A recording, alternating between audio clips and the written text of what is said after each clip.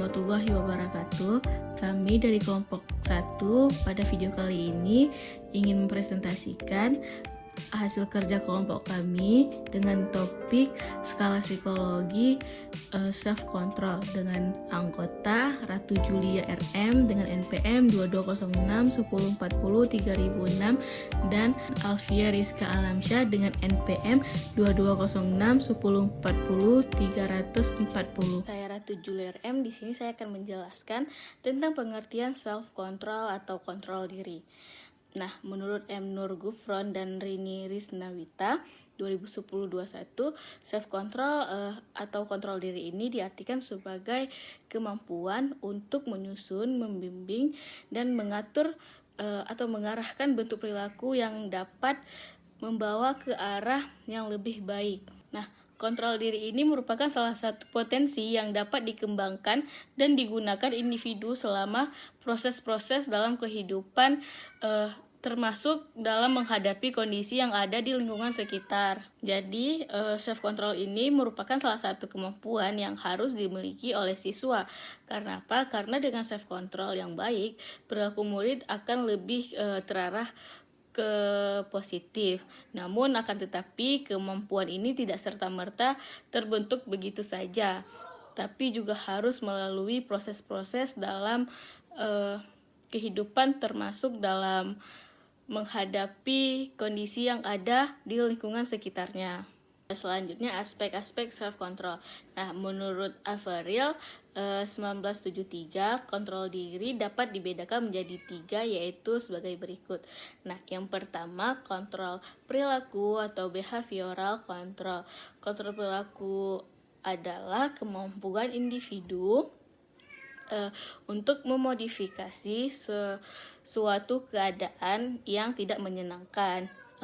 Kemampuan mengontrol perilaku ini dibagi menjadi 2 komponen, yaitu mengatur pelaksanaan atau regulation administrasi dan mengatur stimulus atau stimulus modifiability. Nah, kemampuan mengatur pelaksanaan merupakan kemampuan dalam menentukan siapa yang mengendalikan situasi atau keadaan, diri sendiri, orang lain, atau sesuatu yang berasal dari luar dirinya.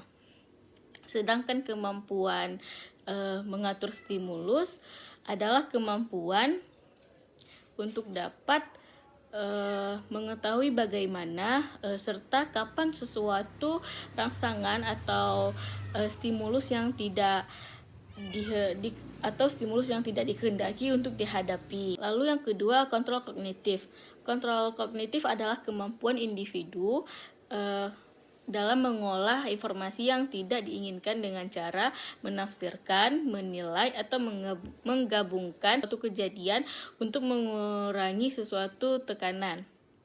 Nah, aspek ini dibagi menjadi 2 komponen, yaitu memperoleh informasi atau information again dan melakukan penilaian. Kemampuan memperoleh informasi yaitu informasi yang dimiliki individu mengenai suatu keadaan akan membuat individu mampu untuk mengantisipasi keadaan dengan berbagai pertimbangan. Melakukan penilaian adalah usaha yang dilakukan individu untuk menilai dan menafsirkan sesuatu keadaan dengan memperhatikan segi-segi positif secara subjektif. Dan yang ketiga, mengontrol keputusan. Nah, mengontrol keputusan adalah kemampuan individu untuk memilih dan menentukan tujuan yang ingin dicapai.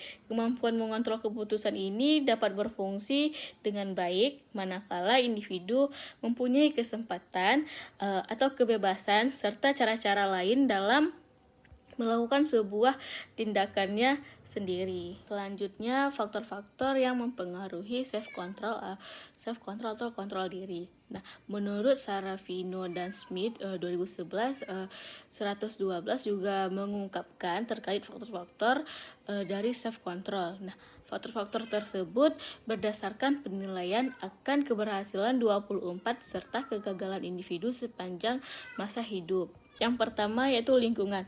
Perasaan terhadap kontrol diri dapat berkembang dengan adanya pembelajaran sosial, di mana individu belajar dengan mengamati perilaku orang lain. Nah, selama masa kanak-kanak, orang-orang di dalam sebuah keluarga, sekolah, serta masyarakat adalah orang yang penting, yang mana orang-orang tersebut berfungsi sebagai model perilaku, agen penguat, dan standar untuk perbandingan. Lalu yang kedua yaitu usia, di mana usia adalah salah satu hal yang mempengaruhi kontrol diri seseorang.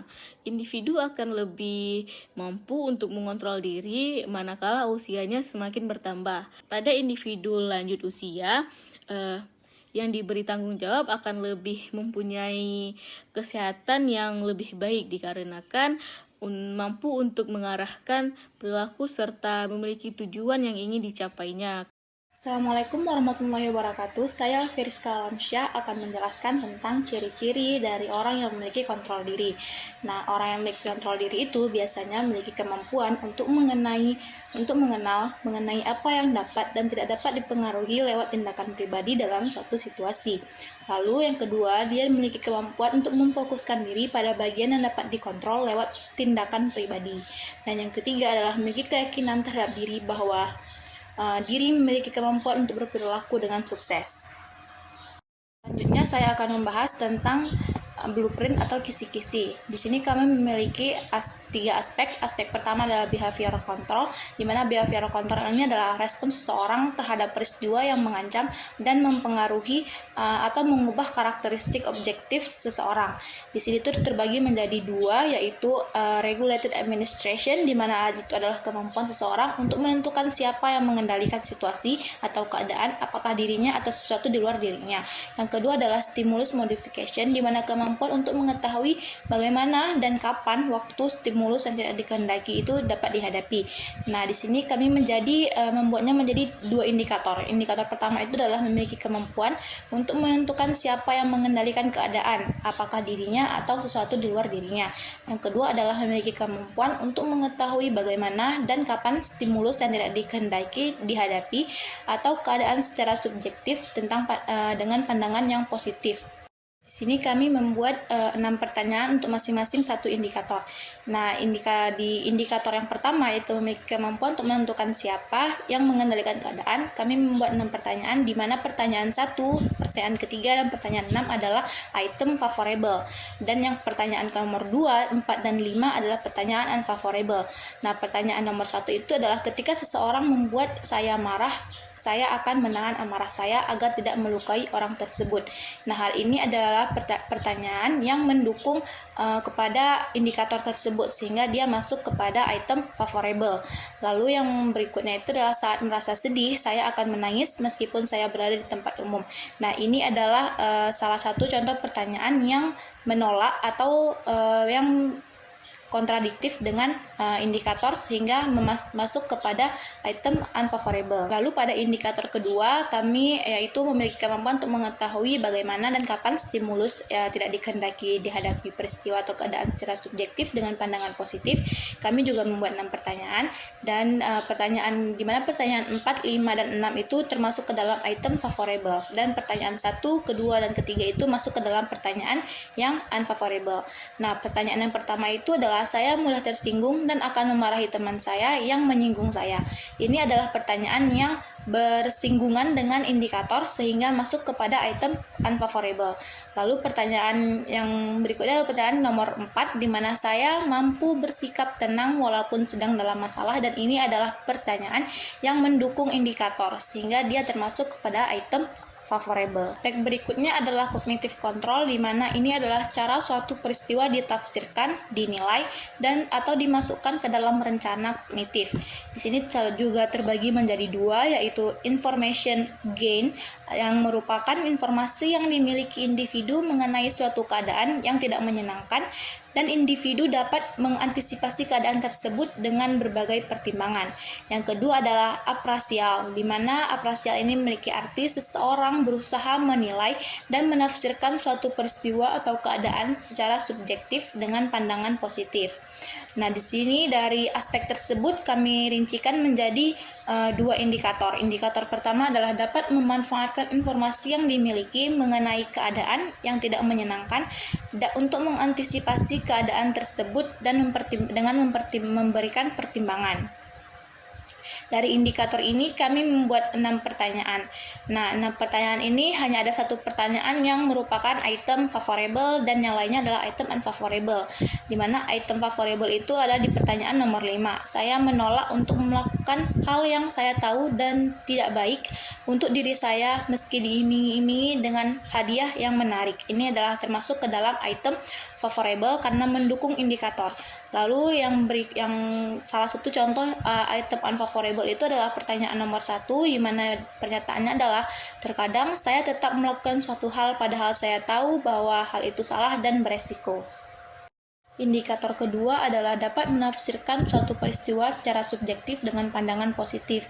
Di sini pernyataan item favorable itu adalah pernyataan nomor 2, 3, 5, dan 6, serta unfavorable itu adalah nomor 1 dan 4, di mana nomor 1 itu berbunyi saya sering berpikiran negatif terhadap orang lain. Dan contoh yang itu adalah contoh item unfavorable, dan contoh item favorable itu misalnya saya berpikir positif ketika dihadapkan pada masalah. Aspek ketiga adalah decisional control, di mana ini adalah merupakan kemampuan seseorang untuk memilih hasil atau tindakan berdasarkan pada suatu yang diyakini dan disetujui. Nah, di sini kami hanya memiliki satu indikator, yaitu bisa memilih hasil atau tindakan berdasarkan pada sesuatu yang diyakini.